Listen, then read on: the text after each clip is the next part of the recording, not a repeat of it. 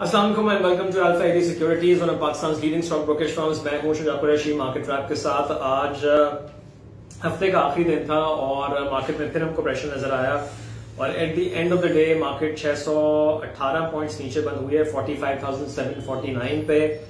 Volumes एक दफा फिर आज लो रहे। KSE 100 में 81.98 ऑलमोस्ट 82 मिलियन शेयर से काम हुआ और ऑल शेयर इंडेक्स में 191 मिलियन शेयर ट्रेड हुए। अच्छा, अब सुबह अगर आपको याद हो मैंने जो जिक्र किया था कि आज क्योंकि आखिरी दिन है हफ्ते का, कोई पॉजिटिव ऐसा ट्रिगर्स नहीं है। मैंने ऑन द डाउन साइड बताया कि 45,900 से in the recent past market कई दफा ऊपर पलटी थी और अगर आपको याद हो फिर 45,900 और 46,800 900 ये 1,000 पॉइंट के बीच में बहुत दिन तक उसने ट्रेड किया था। तो आज भी 45,900 का लेवल बड़ा इंपॉर्टेंट था। जब पहली दफा मार्केट नीचे आई 46,000 को तोड़ के तो वहां पे सपोर्ट आई, फिर वापस ऊपर आई, मार्केट 46,000 से ऊपर ट्रेड हुई थोड़ा सा। लेकिन चूंकि वॉल्यूम्स नहीं थे और वॉल्यूम्स में आपको बताऊं कि जब आज चूंकि जुमा था और 2 सेशंस थे, तो पहला सेशन जब खत्म हुआ तो मैंने नोट किया कि पहले सेशन के एंड पे KSE 100 इंडेक्स में 30 मिलियन शेयर्स भी ट्रेड नहीं हुए थे, 30 मिलियन शेयर्स का भी काम नहीं हुआ था और ऑल शेयर में 70 मिलियन शेयर्स तकरीबन ट्रेड हुए थे। तो बहुत ही कम वॉल्यूम से और फिर अगेन सेकंड सेशन जब स्टार्ट हुआ और वो खबर आ गई, खैर फर्स्ट सेशन में आ गई थी कि डॉलर फिर बढ़ना शुरू हो गया और सेकंड सेशन में ऑफ कोर्स प्रेशर और बढ़ा और जब इंटरबैंक का क्लोजिंग रेट आया तो 175.73 पे आज इंटरबैंक मार्केट में डॉलर बंद हुआ है, तो उसने भी नेगेटिव सेंटिमेंट क्रिएट किया। अच्छा, इसके अलावा एक और खबर भी है और वो मैं आपको मेंशन भी कर दूं और उसकी तफसील बता दूं बिकॉज आई थिंक मैंने कल ही एक हमारे व्यूअर हैं उन्होंने परसों सवाल पूछा था और मैंने उसका जवाब कल दिया था और पूछा था कि MSCI में कौन से जो फ्रंटियर मार्केट में हम रिक्लासिफाई हो रहे हैं तो कौन कौन से स्टॉक्स होंगे। अच्छा, उस वक्त कंफर्मेशन नहीं थी, एक सिर्फ कुछ आई थिंक खबरों की बेसिस पे ये एक एक्सपेक्टेशन थी कि जी ये स्टॉक्स ऐड होंगे। लेकिन अब फाइनल जो हमने देखा है कि MSCI ने वो चीजें फाइनलाइज की हैं, तो उसके बाद हमारा जो वेटेज है फ्रंटियर मार्केट में भी वो भी कम हो गया है और जो स्टॉक्स कुछ ऐड होने थे वो अब नहीं होंगे, सिर्फ एक स्टॉक ऐड हो रहा है, यानी कि जो इस वक्त हमारे स्टॉक्स इमर्जिंग मार्केट्स में हैं वही होंगे और सिर्फ एक स्टॉक और ऐड होगा वो है सिस्टम्स। बाकी जो मैंने कल भी बताया था जो एंटिसिपेशन थी कि इंडस मोटर्स, बैंक अल हबीब, एबट, नेशनल बैंक और पैकेजेस ऐड होंगे, वो नहीं होंगे। तो ये नोट कर लें और खासतौर से वो हमारे जो व्यूअर जिन्होंने सवाल पूछा था तो वो प्लीज जरूर नोट कर लें कि ये अब कौन कौन से स्टॉक्स फाइनल होंगे। देखिए, इसमें जो मेन इंडेक्स होगा फ्रंटियर मार्केट का उसमें लकी, HBL और MCB। अच्छा, इस वक्त भी जो मेन इंडेक्स है इमर्जिंग मार्केट में इसमें यही 3 स्टॉक्स हैं, लकी, HBL और MCB। और फिर जो स्मॉल कैप है उसमें Engro, TRG, Hubco, FFC, UBL, PPL, PSO, Pakistan oil field, Engro fertiliser, Mari gas, Millat tractors, Searle, bank Alfalah और सिर्फ एक ऐड हो रहा है जिसमें बताया वो है सिस्टम्स। तो इस खबर ने भी कि हमारा वेटेज भी कम हो रही है, 1.9% से 1.25% हो जाएगी।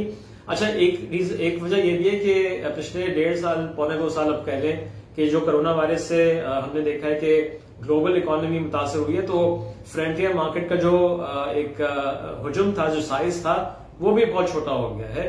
तो इसलिए भी हम देख रहे हैं फिर वेटेज हमारा इसमें कम है। तो ये इस खबर ने भी थोड़ा सा और I think aggressive selling I, lucky cement में काफी नीचे बंद हुआ। But at the same time देखिए मैंने कहा था कि सीमेंट सेक्टर के स्टॉक्स, अगर आपको याद हो मैंने ये पहले भी मेंशन किया था और आज भी मैंने मेंशन किया था जब मैंने कोयले की कीमत बताई थी, कोयले की कीमत नीचे आई है तो हो सकता है कि सीमेंट सेक्टर अच्छा परफॉर्म करे, लकी में प्रेशर आ सकता है। बट मैंने कहा था बाकी स्टॉक्स सीमेंट के जरूरी नहीं है कि वो उतने ज्यादा गिरे जितना लकी गिरेगा और वही हमने देखा भी है कि towards the end of the market जहां दूसरे कुछ स्टॉक्स में हमने सपोर्ट देखी थी वहां पे सीमेंट के स्टॉक्स में सपोर्ट नजर आई थी, नेमली पायनियर सीमेंट। आई थिंक सबसे ज्यादा तो पायनियर में मैंने देखा कि उसमें सपोर्ट अच्छी खासी आ गई थी। सो ये है, प्लस कुछ और भी स्टॉक्स जो बहुत टूट गए थे उनमें भी हमने जब वो नीचे प्राइसेस आ गई तो एकदम से हमने उनमें जो है एक्यूमुलेशन देखा और प्राइस तेजी से बढ़ी। इंटरनेशनल इंडस्ट्रीज 145 तक आ गया था, 151 से ऊपर आई थिंक आ गया, फिर उसके बाद तो वहां हमको सपोर्ट नजर आई। यूनिटी फूड्स 27 रुपए का लो बनाया, फिर 29.60 तक काम हुआ। सो इस तरह से देखिए, मैंने इसलिए कहा था कि अभी भी जब प्राइसेस टूट रही हैं तो एक अच्छा मौका है, इन मौकों का फायदा उठाना चाहिए। एक आपकी वॉच लिस्ट बनी हुई हो कि जी ये स्टॉक्स हैं, इनको मैं फॉलो करूंगा, इनको वॉच करना है। अगर इस किस्म के डिप्स मार्केट में आ रहे हैं तो इनमें हमको एक्यूमुलेशन करनी है। तो दिस इज अ स्ट्रैटेजी जो मैं पहले भी इसका जिक्र कर चुका हूं और मैं फिर रिपीट कर रहा हूं। तो ये हमने देखा भी है, वक्तन फक्तन को नजर आनी शुरू होती है। प्लस जिन स्टॉक्स में हम वॉल्यूम्स बहुत कम देख रहे थे, जब प्राइसेस नीचे आती हैं तो ऑटोमेटिकली जो एक्यूमुलेशन शुरू होती है तो वॉल्यूम्स बढ़ जाते हैं। मुगल स्टील एक एग्जांपल है जहां पे हमने देखा कि यूजुअली इतने वॉल्यूम्स नहीं होते, आज तकरीबन 28-29 लाख शेयर ट्रेड हो गए, प्राइस काफी नीचे आई, कोई आई थिंक 5 रुपए के करीब नीचे आ गई, 93 के करीब का लो बना, 99 से ऊपर का हाई था। तो फिर जाहिर है कि वहां पे हमको बाइंग भी नजर आई काफी। तो इसलिए और ऑफ कोर्स रिफाइनरी की मैंने खबर बताई थी कि on the face of it वो जो खबर थी वो नेगेटिव लग रही थी, नेशनल रिफाइनरी नीचे का लॉक लगा। बट देखें अगेन जो कि कंफर्म खबरें बहुत नहीं आ रही हैं। सो जब मार्केट में रिफाइनिंग स्टॉक्स ऊपर जा रहे थे, अगर आपको याद हो, और नेशनल रिफाइनरी में ऊपर का लॉक लगता था, तो अटक रिफाइनरी, पाकिस्तान रिफाइनरी, बाइको में ऊपर के लॉक्स नहीं लग रहे थे। तो आज अगर नेशनल रिफाइनरी में नीचे का लॉक लगा है तो अटक रिफाइनरी, पाकिस्तान रिफाइनरी, बाइको में नीचे के लॉक्स नहीं लगे हैं। प्राइसेस जरूर नीचे आई हैं लेकिन लॉक्स नहीं लगे।